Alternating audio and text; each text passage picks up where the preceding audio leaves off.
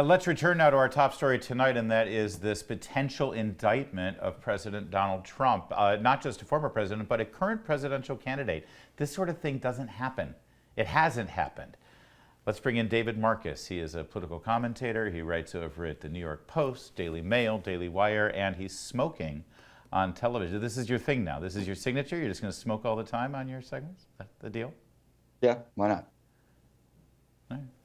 I'm fine with it. What, you want one? Yeah, no, I'm good. I don't smoke, but I don't begrudge anyone else from smoking. You got into a dust-up this weekend over this. Apparently, media went crazy because you were on cable news smoking a cigarette. Like you were like this was some sort of blasphemous behavior. It's amazing because everyone misses the golden age of journalism, right? And what was central to the golden age of journalism? I mean, nothing was more central than the cigarettes. So. That's right.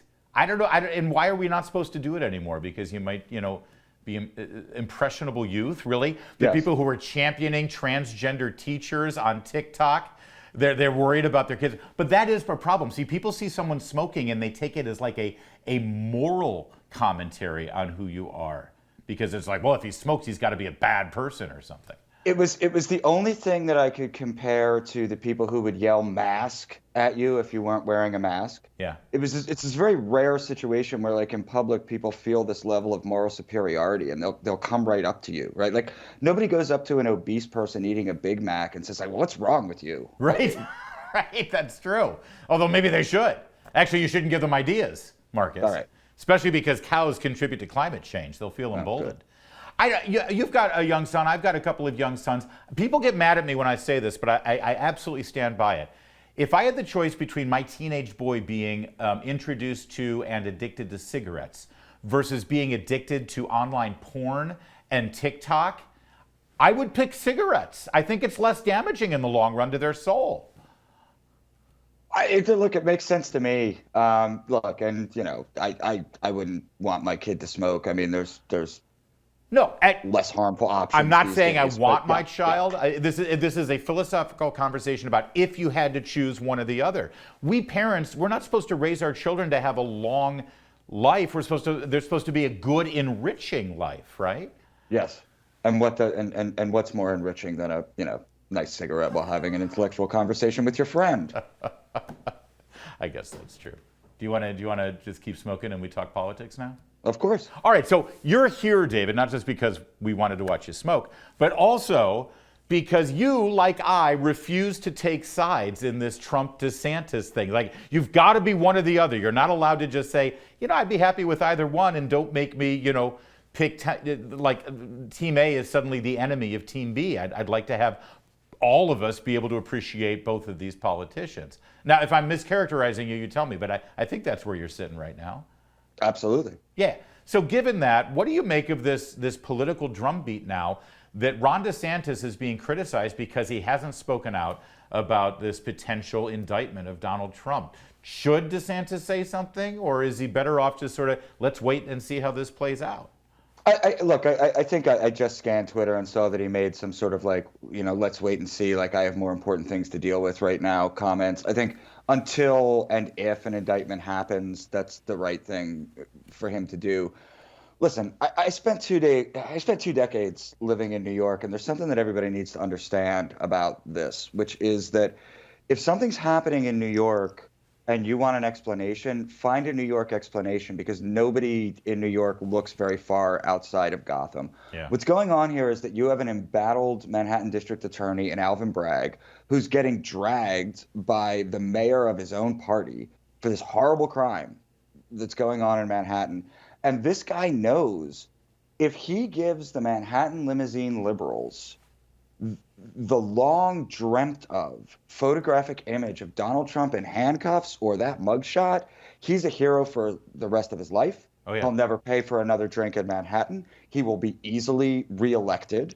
He'll be the professor of this, that, and the other thing. And so I really believe that that's ultimately what's going on here, is that you've got a New York politician who sees that this is really to his advantage. Yeah. And Trump sort of alluded to that in his statements, but he's also called for, protests and people taking to the streets and this and that and the other thing. And I don't know. I mean, We're not good at protesting. The problem is we conservatives, we don't do it on a regular basis. And when we do, we kind of make a mess of it. The left, they've got it down to a science. And even when they do start to riot and break things up, they know the media is going to run cover for them. Yeah, I mean, we don't bring enough snacks. We're not, the supply lines aren't really there when conservatives get their ire up and take to the streets. Look, I think you'll see a little bit of that. I don't think you're going to see a ton of it. And the reason that I don't think you're going to see a ton of it is that, like, ultimately, this is inconsequential, right? I mean, yes, you're right. It's historic. A former president has never been arrested before, right? Nobody had ever been impeached twice. Donald Trump has this incredible ability to make the unprecedented and supposedly historical absolutely banal. Yeah. Well, what happens here, right? Even if he gets convicted, he's still running for president. Isn't part of that, by the way, because the left and the media overplays it so much? Like they're like, their hair's on fire. This is it. It's over. The walls are closing in. And it's like, okay, you're making me defend this guy again. I'm sorry, you didn't drop your cigarette, did you? I did. It's nerve-wracking on TV. No, that's absolutely right. Everything has been dialed up to 11 from the day that this guy came down the golden escalator. And so it's very hard to sort of like rile people up about this kind of thing. Let's play this out. I don't disagree that it's probably the smart thing for DeSantis to say, you know what, I'm not going to comment on reports. I'm certainly not going to play this game where every time Trump tweets something, I have to respond to it. If there's an indictment, then I'll give you my statement. That said, he could like take Florida state troopers and sort of make a perimeter around Mar-a-Lago and stand there, give a press conference and say, I will not support the extradition of Donald Trump. I am his governor. He is a Floridian. I will protect him. Mr. President, I want you to know you're safe here and you will not be sent back to New York on extradition. In the meantime, I'm going to go campaign in Iowa. Yeah, I mean, the only problem with that is that the only person who wants the shot of Trump in handcuffs more than Alvin Bragg is Trump.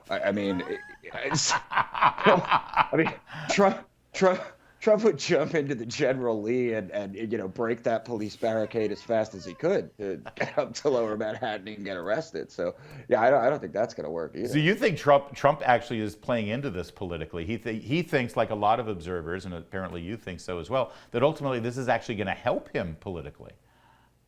Oh, I mean, 100%. Yeah. I mean, especially this case, right? I mean, the case in Georgia might be a little different because there's, sort of broader national implications or whatever. This obviously looks like Donald Trump is being prosecuted for purely political reasons. Yeah. And that's his MO, right? And what he's going to say is he's going to say, they're not really coming after me.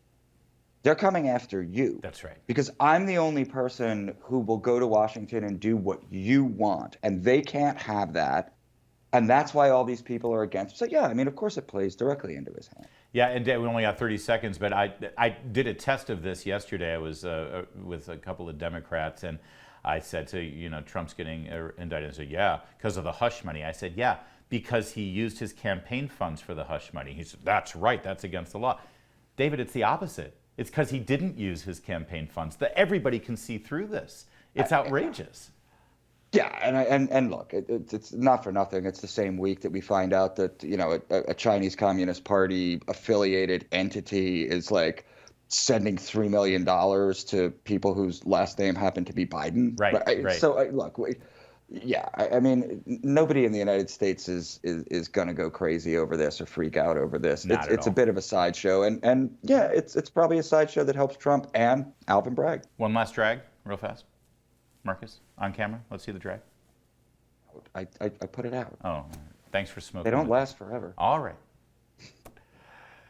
There's more to come. Keep it here on O'Connor Tonight.